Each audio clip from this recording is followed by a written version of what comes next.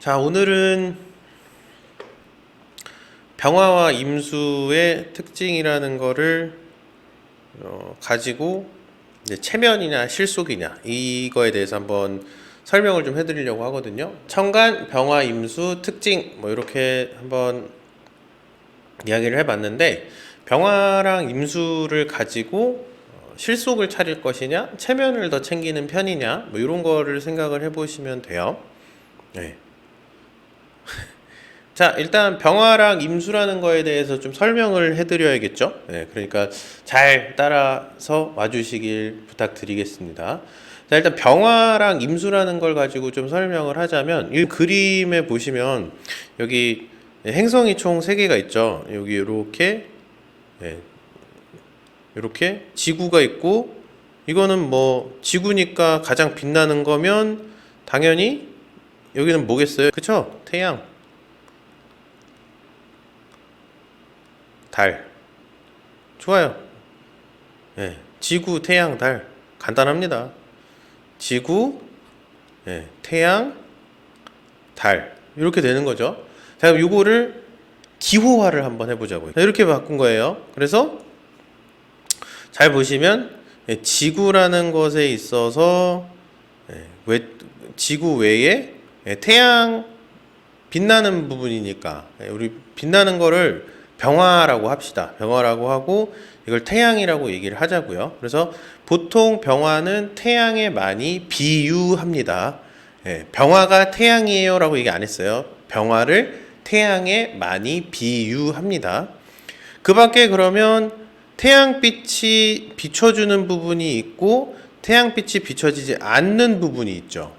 예, 태양빛이 비춰지지 않는 이 부분을 병화와 상반되는 관계에 있는 임수라고 합시다. 임수. 여기는 병화. 그러면 여긴 태양이 비추는 곳 병화. 그럼 태양이 비춰지지 않는 곳은 다 임수다 라고 얘기를 할 수 있어요. 이걸 가지고 우리는 뭐라고 얘기를 할 거냐? 여기를 양, 여기를 이렇게 얘기를 하잖아요. 그죠? 네. 양이라고 해서 받아들여요. 사주 내에 있는 임수와 병화가 아니라 지구에서 태양빛이 비춰지고 비춰지지 않는 곳으로서 양음이라는 거를 나눠서 일단 개념적인 부분으로 받아들여 주시면 돼요. 그러면 병화와 임수가 있다. 병화는 양, 임수는 이렇게 얘기를 하잖아요. 그럼 음양이라고 하는 것이 어디에 영향을 미치는가라는 걸 다시 한번 기호화를 시키면, 예, 이렇게 볼 수 있어요. 그래서 양이라고 하는 것이 여기가 양, 여기가 음이죠. 그래서 무토는 지구라고 합시다. 그래서 이 지구라는 것에 양과 음이 교차가 되고 있잖아요.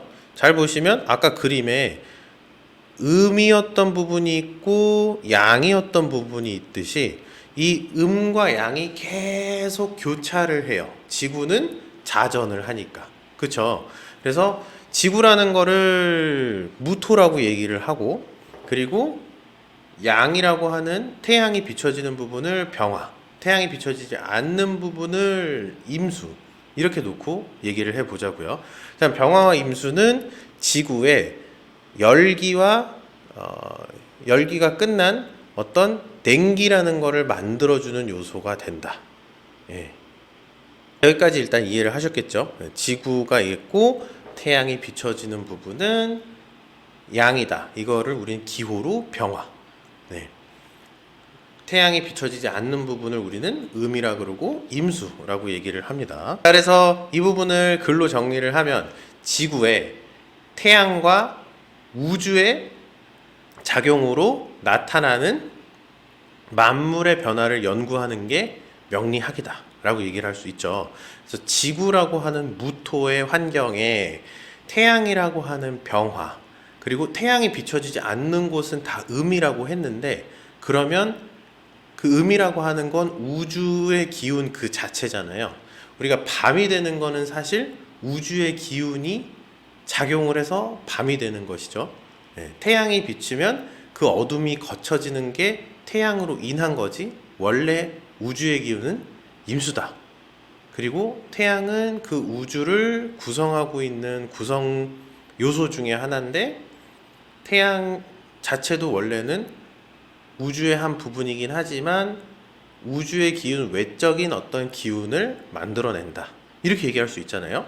그래서 지구의 태양과 우주의 작용으로 나타나는 만물의 변화를 연구하는 것이 명리학이다 라는 것을 알아주시면 돼요. 네.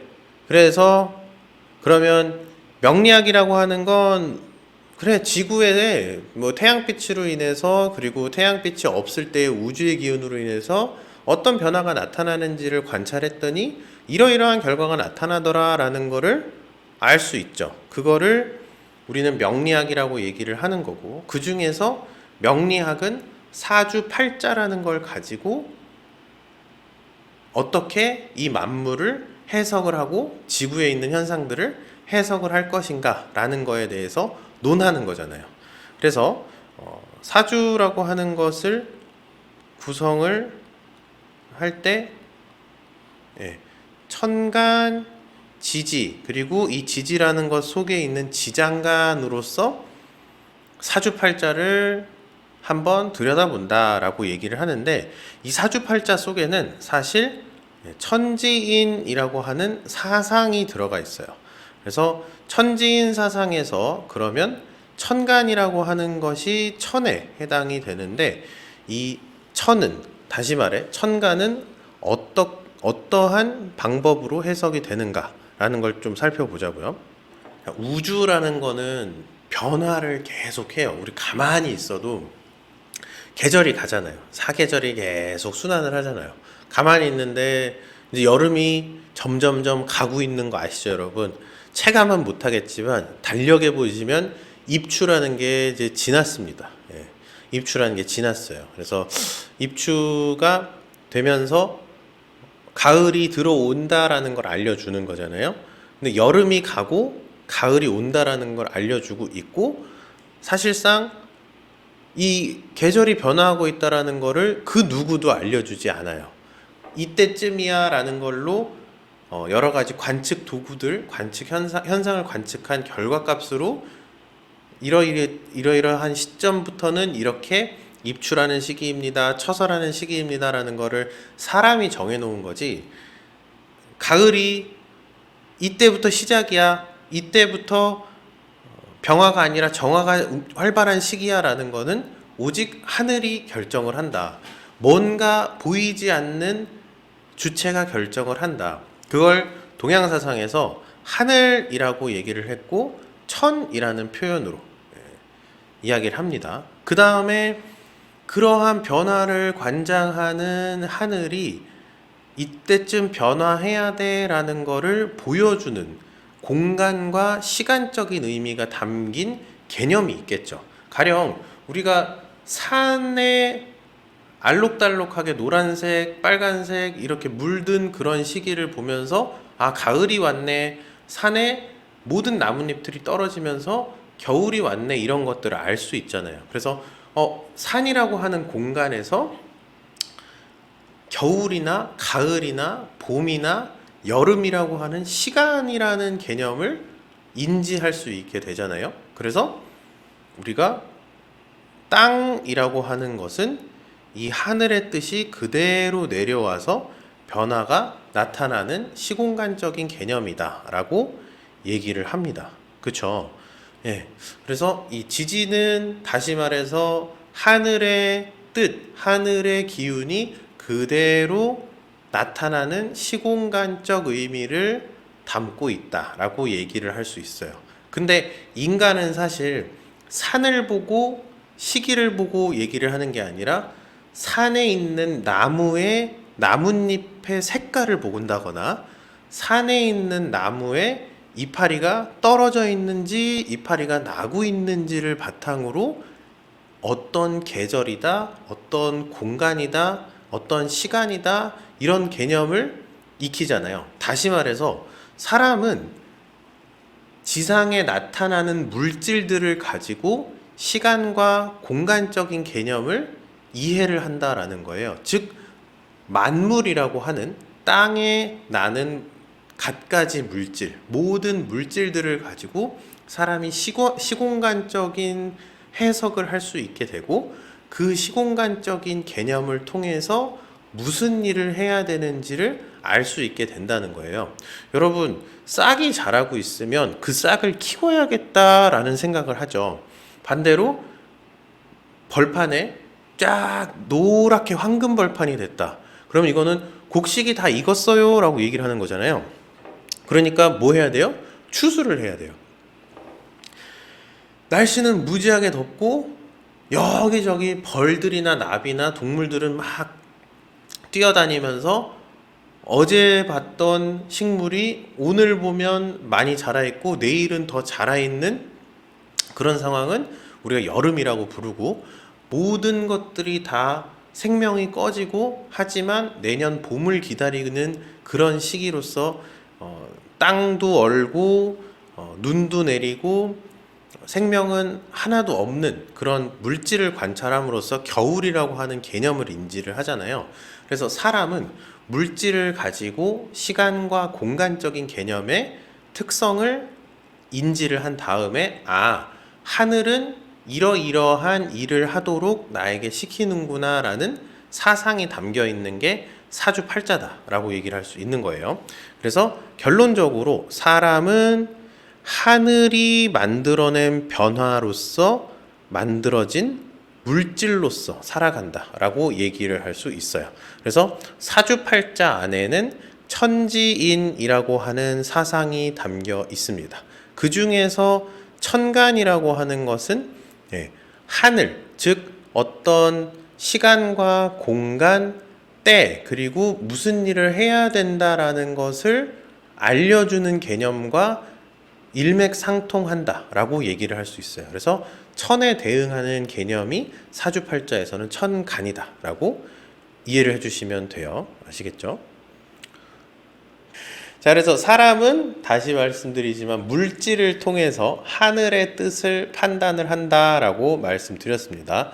다시 말해 땅에 난 그 여러 가지 물질들을 가지고 천간의 요소의 특징을 이해를 할 수 있다라고 말씀드릴 수 있어요. 즉 주변에 관찰되는 요소로서 천간의 특징과 성격을 이해하면 된다라고 생각해 주시면 돼요. 그냥 덮어놓고 뭐 병화일간은 이래, 정화일간은 이래 특징을 외우는 것보다 이 시기에 이러이러한 특징이 일어나니 이게 일간으로 가면 그 성격적인 특징으로 이런 방식으로 나타날 거야 라고 생각을 해주시면 돼요. 아시겠죠? 그래서 물질을 통해서 하늘의 뜻을 판단한다. 다시 말해서 우리가 지장간을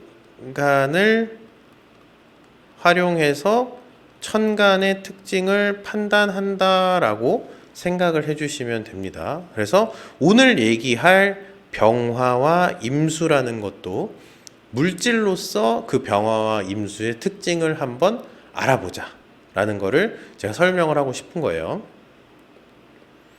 자, 그럼 병화 임수에 대해서 이제 조금 설명을 해 드려 볼게요.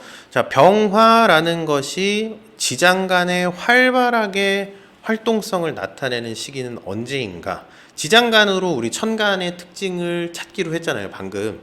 그러니까 그러면 그 지장간이 가장 활발하게 움직이는 시기에 그 물질을 관찰함으로써 천간의 특징을 유도를 해보자라는 뜻인 거예요.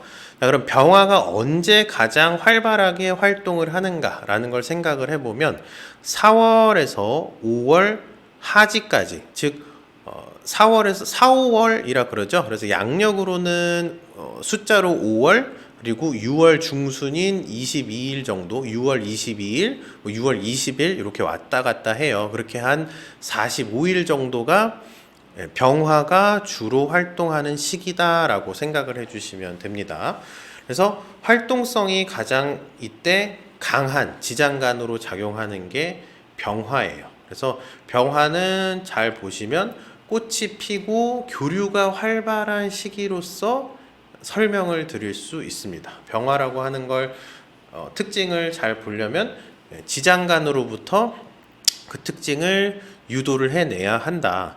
꽃이 피더라 이 시기에, 그리고 교류가 굉장히 활발하더라 라고 얘기를 할 수 있죠.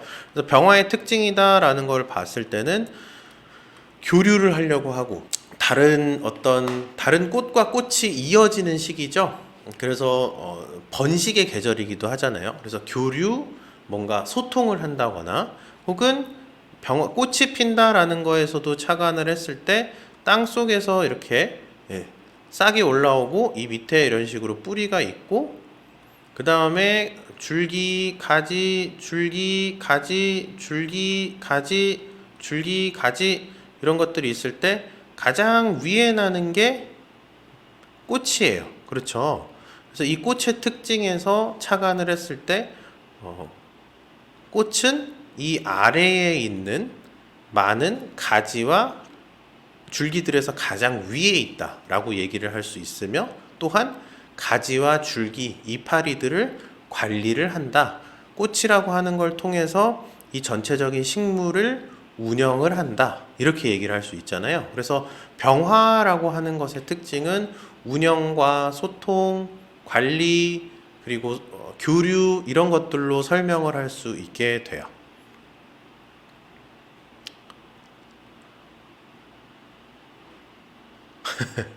그래서 병화라는 건 이제 꽃이라고 생각을 해주시면 돼요. 근데 병화로 오기까지 1년의 과정을 겪었어요. 병화까지는.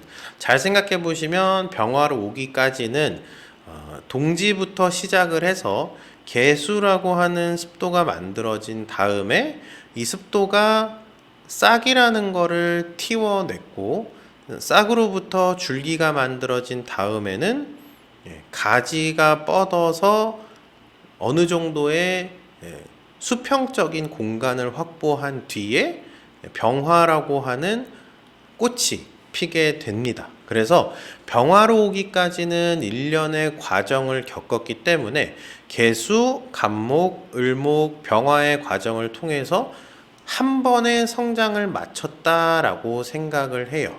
그래서 병화의 입장에서는 내가 어느 정도 경험을 했습니다. 나는 경험치가 좀 있는 사람입니다. 라고 생각을 하고 있는 상태다. 라고 얘기를 할 수 있고, 또 하나, 이렇게 땅에서 이런 식으로 막 올라왔다. 뭐 이렇게 올라왔다. 이렇게 갑자기 지워지네. 신기하네. 이런 식으로 올라왔다. 그리고 마지막에 궁극적으로 이렇게 꽃이 그려진다 그랬잖아요. 이렇게 꽃이 그려지잖아요. 그러면 꽃은 가장 위에 있어요, 보통. 그리고 가장 아래에 뿌리가 있습니다. 그래서 어느 정도의 수직 관계라는 것이 만들어진다라는 걸로 이해를 해주시면 됩니다.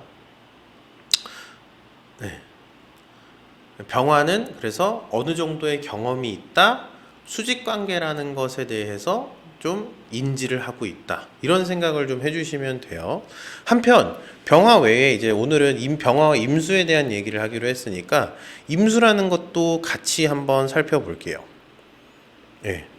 그래서 임수는 해월에서 자월의 동지까지 가장 그 활동성이 강한 지장간으로 나타나요. 그래서 이 시기에는 그럼 어떤 일이 일어나는가?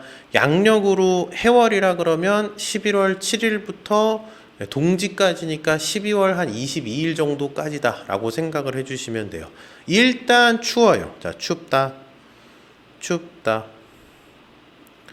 그리고 건조하죠. 이 시기에 건조합니다.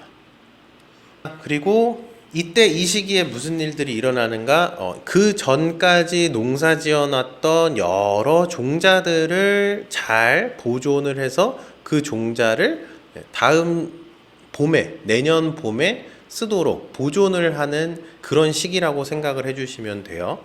그래서 병화라면 목을 키우는 맛에 살았다라고 아까 견님이 말씀을 해주셨는데, 임수라면 금을 보존하는 맛에 살겠죠.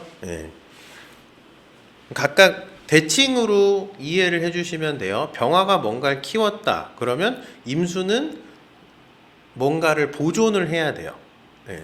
씨앗 이전 세대를 거쳐서 만들어진 씨앗. 그 씨앗을 이제 우리가 의미를 거기다 부여를 하는 거죠. 야, 이거 농사 잘 지어가지고 결과적으로 우리가 얻은 종자잖아. 이 중에서 좋은 것들만 골라놨어. 얘네들이 알이 굵고 실하더라고. 내년에 얘네를 심으면 또 좋은 애들이 나겠지. 그러면 추위로부터 그 보호해야 된다는 센스, 마인드를 만들어주는 게 임수다라고 생각을 해주시면 돼요. 그래서 종자를 잘 보존해서 다음 해로 전달하는 시기가 해자월이다. 11월 양력으로 7일, 8일 이 시기가 입동이거든요. 그때부터 동지까지인 12월 한 20일에서 22일 정도다라고 생각을 해주시면 돼요. 그럼 임수라고 하는 거에 대해서 한번 사이클적으로 살펴보자고요. 임수로 오기까지의 또 1년의 과정을 거쳤어요. 근데 임수는 모든 과정을 다 거쳤다고 보면 돼요. 우리 1년의 거의 마지막 시점이죠. 그러니까 여기서 동지 이후부터 습도가 발생을 해서 싹이 나고 뿌리가 나고 싹이 올라온 다음에 줄기가 뻗은 이후로 수평적으로 가지가 만들어지기 시작을 하고요. 가지로부터 가지의 끝에 이렇게 꽃이 피어납니다. 자, 꽃이 핀 다음에는 벌들이나 동물들이나 바람에 의해서 이 꽃과 꽃 간에 수분 혹은 뭐 화분이라는 것들이 교류가 일어나죠. 그래서 암술과 수술에 있는 화분이 암술에 닿는 순간 수분이라는 게 일어나고 그때부터 수정 현상이 일어납니다. 수정 현상이 일어나면 꽃에서부터 꽃잎이 뚝뚝뚝뚝 떨어져요. 그리고 나서 꽃 아래 꽃 받침 쪽에 있는, 발음 잘 하셔야 돼요, 씨방에서 씨앗이 점점점 만들어지면서 열매가 숙성되기 시작을 한다라고 보시면 돼요. 그래서 이 정화라고 하는 것은 병화로부터 꽃들로부터 수정된 꽃들만 남는 그러한 시기다라고 보시면 되고, 그 수정된 꽃들로부터 열매가 만들어진 게 경금, 그 경금이라고 하는 열매로부터 좋은 종자들을 골라낸 것이 신금, 그리고 그 신금을 활용해서 다음 세대로까지 전달하는 시기가 임수, 이렇게 생각을 해주시면 돼요. 그래서 임수는 그렇기에 모든 과정을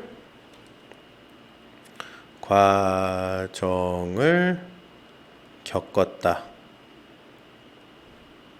그래서 임수는 계수, 간목, 을목, 병화, 정화, 경금, 신금, 임수, 이렇게 온 게 임수예요. 그럼 임수라고 하는 것이 모든 과정을 겪었다라고 생각을 할 수 있겠죠. 예. 병화는 나는 그래도 한 사이클은 견뎠어. 예. 임수는 한 사이클 외에 나는 결론적으로 크게 두 사이클은 견딘 것 같아. 이렇게 마음가짐을 갖고 있을 확률이 큽니다. 그래서 타로 카드 같은 느낌이라고 보시면 돼요. 우리 타로 카드 10번이 뭐죠? 네. 타로 카드 10번하고 운명의 수레바퀴 좋아요. 21번은 뭐죠?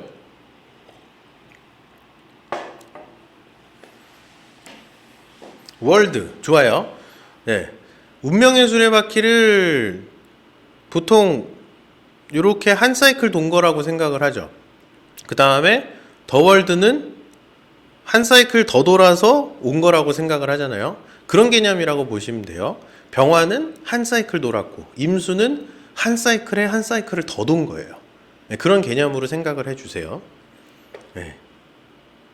그래서 그러면 병화는 우리가 높낮이가 있었고 어느 정도 내가 경험치가 있다라고 생각을 하는 그러한 특성이 있다라고 설명을 드렸었죠. 자, 그러면 그런 천간의 병화가 있을 때라는 거를 한번 설명을 해보자고요. 천간은 천지인 사상 중에 천에 해당된다. 즉 하늘의 뜻에 해당이 되기 때문에 무슨 일을 해야 한다라고 하는 계획이나 생각과 마찬가지라고 아까 설명드렸습니다. 그러면 천간에 병화가 있다라고 하는 것은 내가 이러이러한 계획과 생각이 있다라고 얘기를 할 수 있는 거고, 어떤 계획과 생각입니까? 라는 거에 대한 정의는 병화로서 풀이를 하면 되겠죠. 그래서 연간, 월간, 일간, 시간 상관없이, 자, 여기 적어 놨어요. 분명히 연간, 월간, 일간, 시간 상관없이 천간에 그냥 병화가 있으면 지위나 체면, 신분이라고 하는 것에 대한 인식과 니즈가 생긴다라고 설명을 드릴 수 있습니다. 내 생각이잖아요. 천간은 천이니까, 하늘이니까. 근데 병화라고 하는 위아래, 고저, 신분, 지위, 그리고 내가 어느 정도 경험치가 있어, 난 일련의 과정을 겪었어 라고 생각하는 요소가 있습니다. 그리고 그게 아니더라도 그냥 단적으로 우리 맨 처음에 봤던 것처럼 병화는 태양입니다 라고 설명을 해드렸듯이 태양에 해당한다. 그럼 나는 저 하늘에 있는 해와 같아. 이런 얘기 정말 막 조선시대나 뭐 중국 진짜 뭐 예전 역사적인 그런 시대에 나는 태양과 같아 이렇게 얘기했으면 바로 가서 능지 처참 당하는 그런 일이 발생했었죠. 그 태양은 그렇게 뭔가 황제나 굉장히 높은 신분을 의미하는 거나 마찬가지였어요. 그런 요소가 천간에 있으니까 나는 항상 그런 생각을 갖고 있다라고 얘기를 할 수 있겠죠. 그래서 병화가 천간에 있는 사람은 지위나 체면, 신분이라고 하는 것에 대한 니즈가 그리고 인식이 생긴다. 그래서 내가 조금 대접을 받으려고 하고 난 좀 높은 사람이다. 난 어느 정도 여러 가지에 대한 경험이 있다. 이런 생각을 하게 된다라고 말씀드릴 수 있어요. 다시 말씀드리지만 병화는 계수와 간목, 을목까지를 거쳐서 병화가 됐기 때문에 기본적인 소양이나 지식 이런 것들을 갖추고 있다고 생각을 합니다. 예. 근데 만약에 이 중에서 병화가 일간이 돼버리면 아까 말씀드렸던 지위나 체면, 신분을 추구하려는 태도가 더 극대화되겠죠. 왜냐하면 일간이라고 하는 것을 나 스스로, 나 자신이라고 우리는 생각을 하고 있기 때문에. 그래서 체면이나 지위나 신분에 대한 인식과 니즈가 더 극대화됩니다. 그래서 뭐 어디를 가게 되면 몇 살인지 뭐 이렇게 호구조사부터 하게 되는 그런 것들 있잖아요. 뭐 어떤 경력이 좀 있다 그러면 몇 년 됐는지, 뭐 뭘 배웠다 그러면 얼마나 배웠는지, 이러한 어떤 내용들, 그리고 본인이 막 알고 있거나 쌓아온 실력들에 대해서 막 늘어놓는 그러한 성향이 기본적으로 천간에 있으면 있다. 그 중에서 그게 일간이면 더욱더 극대화된다 라고 설명을 할 수 있습니다. 아시겠죠? 아이고. 자, 그 다음에 이제 천간에 병화가 있을 때 외에 이제 천간에 임수가 있을 때 무엇에 더 중점 가치관을 두는지 한번 또 살펴보자고요. 자, 임수라고 하는 건 동지 이후에 계수로부터 간목이라는 싹을 만들고 을목이라고 하는 줄기를 뻗어낸 다음에 꽃이라는 걸 피워내고 그 다음에 정화라고 하는 것으로서 병화로부터 정화, 수분이 일어난 꽃들만 남겨서 거기서부터 열매를 만들고 그 열매들 중에서 좋은 종자만을 골라 다음 세대로 전달을 하겠다라고 얘기를 하는 게 임수의 특징이라 그랬어요. 그러면 임수 입장에서 병화를 봤을 때는 내가 임마 너보다 딱 하면서 경험 더 많고 다 했어 임마 이렇게 얘기할 거 아니에요. 그러니까 임수라고 하는 거는 사실상 병화보다 좀 더 경험이 많다라고 얘기를 할 수 있게 되고, 시기적으로 보면 위아래보다는 다음 세대로 전달을 하는 거니까 좀 더 필요한 일을 많이 할 것이다. 그때 해야 되는 일을 많이 할 것이다 라고 얘기를 할 수 있겠죠. 임수라고 하는 놈은 병화보다 훨씬 더 우수한 놈이다 라는 거를 얘기를 할 수 있는 거다. 자, 그래서 천간에 임수가 있으면 연간, 월간, 일간, 시간 상관없이 천간의 임수가 있으면이에요. 실용성과 실속에 대한 인식과 니즈가 생겨요. 천간에 임수가 있으니까 병화보다 더한 경험이 있고 신분 그거 신분 있는 거 뭐 경험 있는 거 한번 과정을 거쳐 보니까 그런 와중에도 알맹이 남는 놈들이 살아남던데 라고 판단할 수 있는 게 임수라고요.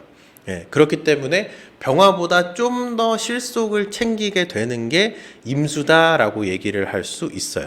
자, 임수라고 하는 건 잘 보시면 계수, 간목, 을목, 병화 여기까지 병화가 겹친 과정 플러스 정화, 경금, 신금, 임수까지의 과정도 거친 거예요. 그러다 보니 병화보다 훨씬 더 경험이 많고 신분 사회도 경험을 해본 게 임수다라고 얘기를 할 수 있기 때문에 임수가 항상 생각하는 건 살아보니까 실속이 최고더라라고 얘기를 할 수 있겠죠. 올리비아님 임수 있는데 병화도 있었으면 좋았겠다 싶어요 그러는데 그러면 나는 실속도 챙길 거지만 신분과 지위도 챙길 거야. 신분과 지위도 챙기는 마음가짐이 있었으면 싶어요 라고 얘기를 하시는 거예요. 올리비아님 아시겠죠? 자, 근데 만약에 천간에 임수가 있으면서 이 임수가 일간이 되어버리면 어떻게 되는가? 임수가 일간이 되어버리면 어떻게 되는가? 당연히 실속과 실용성을 챙기는 그 마음이 더 증폭되겠죠. 왜냐하면 임수가 나라고 생각을 하니까. 그렇게 되는 거예요. 좀 정리를 하고 갈게요. 이제 일간이 혹은 천간에 병화가 있다. 그러면 지위나 신분 이런 부분에 대한 어떤 높낮이 이런 부분에 대한 니즈나 인식이 생긴다라고 얘기를 할 수 있겠죠. 근데 일간이 되었을 때 그런 부분에 대한 특성이 더 강화가 된다라고 생각을 해주시면 된다고 말씀드렸어요. 한편 일간 또는 일간을 제외한 다른 천간에 임수가 있다라고 하면 임수의 경우에는 계수부터 간목, 을목, 병화, 정화, 경금, 신금을 거쳐서 임수까지 갔기 때문에 나는 신분도 겪어봤지만 실속이라는 것도 챙겨봤어. 근데 이 두 가지를 다 해보니 실속 챙기는 게 장땡이더라 라고 생각을 하는 부분이 많이 생겨요. 그래서 천간에 임수가 있거나 그런 경우에는 실용성이 굉장히 실속 챙기는 마음이 굉장히 많이 증가한다. 특히나 일간이 임수인 경우라면 그러한 실용성이나 실속을 챙기려는 마음가짐이나 태도가 더 짙어진다라고 설명을 드렸습니다. 아시겠죠?